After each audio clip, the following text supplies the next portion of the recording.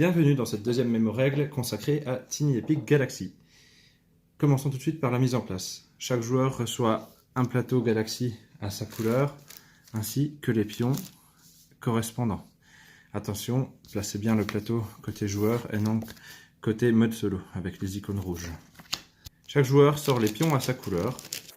Chaque joueur place ensuite 2 vaisseaux au centre de sa galaxie et 2 vaisseaux sur les icônes carrées de la piste vaisseau ici. Chaque joueur prend maintenant le pion Empire et le place au début de la piste Empire. Chaque joueur prend le pion de Culture et le place sur le 1. La deuxième ressource du jeu, l'énergie, est placée sur la case 2.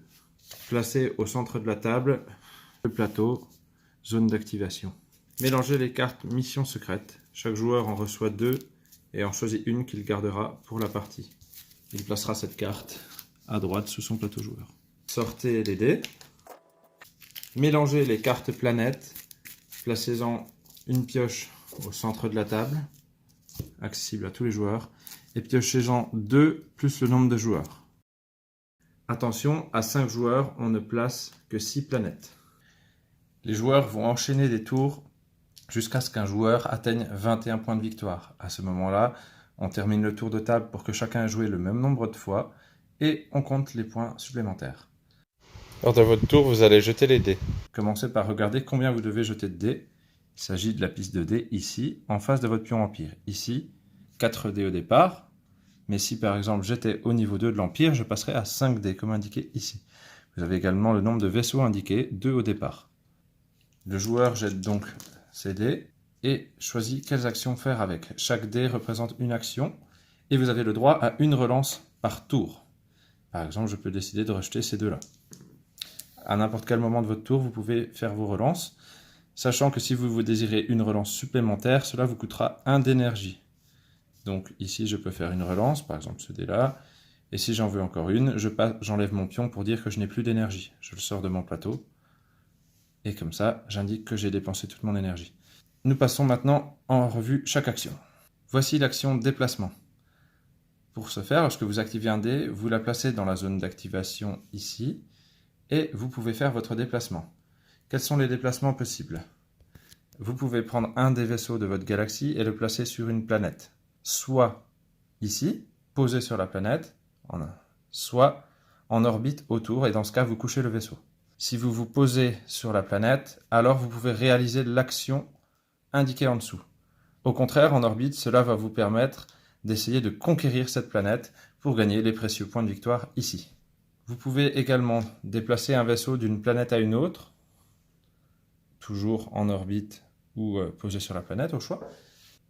Et vous pouvez également prendre un vaisseau d'une planète, que ce soit en orbite ou non, et le placer sur votre galaxie.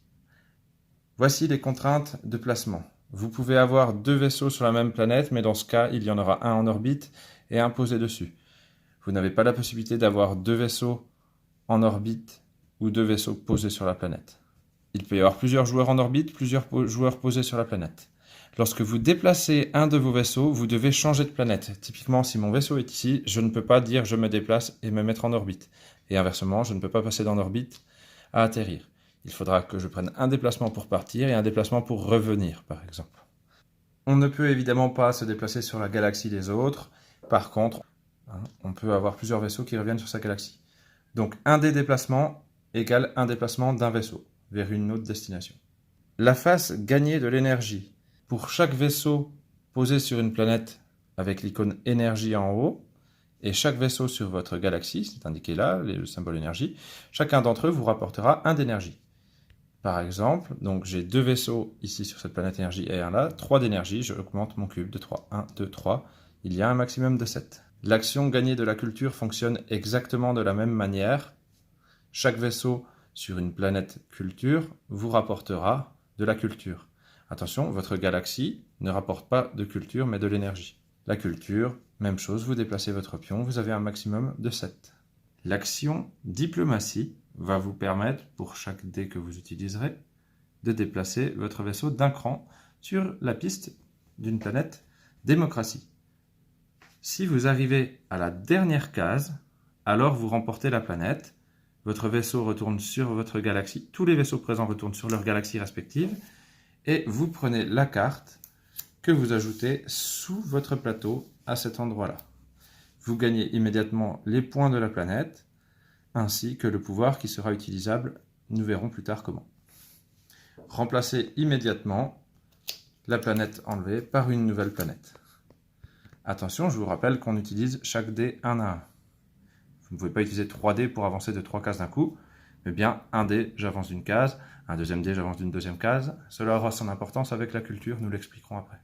Le symbole finance fonctionne exactement de la même manière, mais pour avancer sur les planètes finance.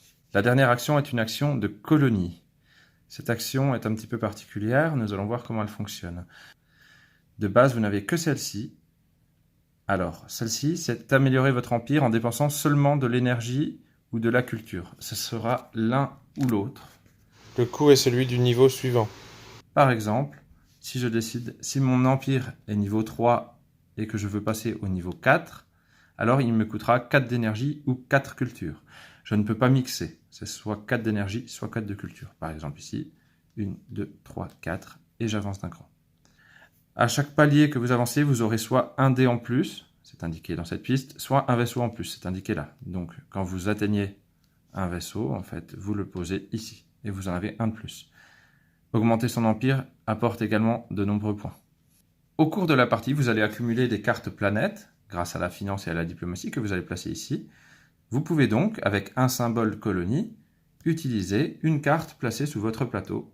Nous avons parlé de l'énergie qui sert à faire des relances, c'est indiqué ici. La culture, elle, sert à suivre. Qu'est-ce que suivre? Lors du tour des autres joueurs, à chaque fois qu'un joueur utilise un dé, les autres joueurs, dans l'ordre du tour, peuvent décider de suivre ce dé. Comment cela fonctionne? Vous dépensez 1 de culture et vous pouvez faire également l'action de ce dé. Si la personne se déplace, vous allez pouvoir faire également un déplacement. Si la personne avance sur une piste de finance, alors vous allez pouvoir avancer aussi.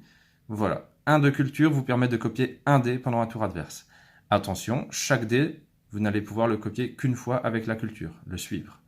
Par exemple, si la personne fait un déplacement, je ne peux pas dépenser 2 de culture pour faire 2 déplacements. C'est maximum une fois par joueur.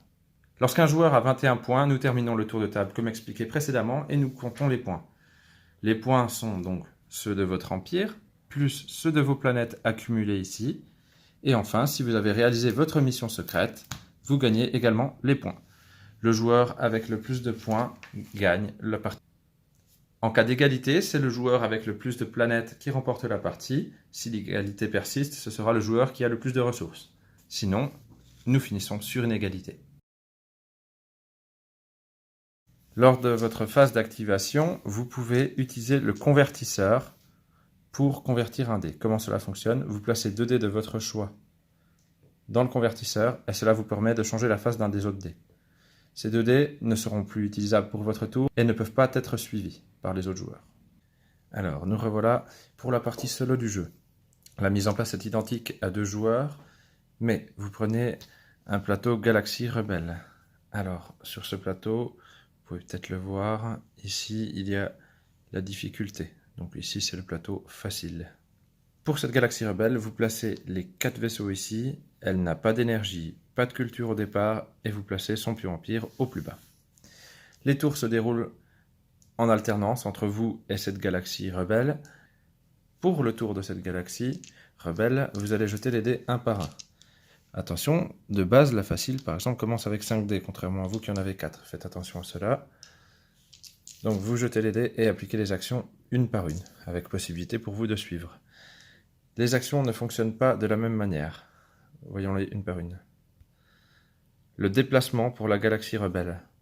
Lorsque vous posez le dé ici, la Galaxie Rebelle va prendre son vaisseau et le placer sur la carte la plus à gauche en orbite. Si elle n'a plus de vaisseau disponible, elle ne peut pas faire cette action. Vous vous placez toujours sur la carte la plus à gauche, elle est toujours en orbite, elle n'atterrit jamais sur une planète. Comme il y a 4 cartes et qu'elle a 4 vaisseaux, normalement elle peut être sur toutes les planètes. Pour ces 2 actions, cette avancée sur les pistes de colonisation avec soit l'économie, soit la diplomatie, avec un seul dé, la Galaxie Rebelle va faire avancer tous ses vaisseaux sur les pistes concernées. Par exemple, avec un dé finance, elle avancera son vaisseau de 1 ici et là. Acquérir des ressources.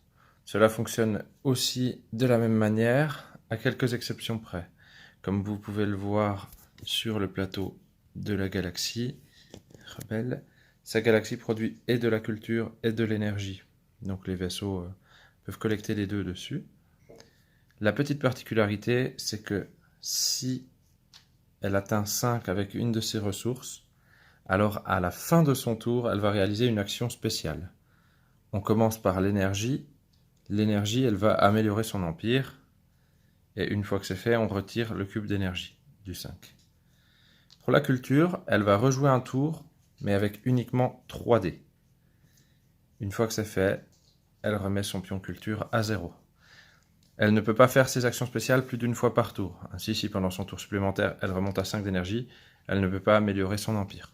L'action colonie, alors celle-ci est un peu particulière. L'idée, c'est que vous allez faire l'action ici, correspondant au niveau d'empire.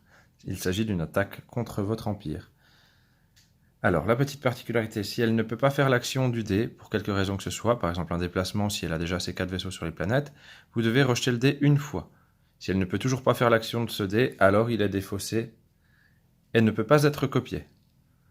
Donc voilà, si une action n'est pas faisable, la galaxie rebelle relance une fois le dé. Si c'est toujours pas possible, elle le défausse sans l'utiliser et vous ne pouvez pas le copier. Du coup, ici, il y a parfois des pouvoirs indiqués une fois maximum par tour. Donc si elle l'a déjà fait une fois et qu'elle tombe sur cette face, elle ne peut pas l'utiliser et doit relancer son dé. Deuxième particularité, également indiquée sur le plateau de la galaxie rebelle ici. Vous pouvez payer 1 d'énergie et 1 de culture pour relancer un dé de la galaxie rebelle. Voilà, vous pouvez le faire plusieurs fois par tour, tant que vous avez les ressources correspondantes. Le reste du jeu est en tout point identique. Attention, la galaxie rebelle peut gagner de deux manières. Soit elle arrive à 21 points, et dans ce cas, vous êtes mort. Soit elle arrive à améliorer son empire jusqu'à la case crâne. Dans ce cas, vous avez immédiatement perdu. Vous gagnez si vous atteignez 21 points de victoire. Pour rappel, il n'y a pas de carte mission secrète dans ce mode. Voilà, bon jeu à toutes et à tous. Voilà, vous êtes désormais prêts à rejouer à Tiny Epic Galaxy. J'espère que cette vidéo vous a plu. Pour la prochaine vidéo, nous allons faire l'extension et ensuite nous aurons un peu plus de matériel pour l'éclairage. À bientôt!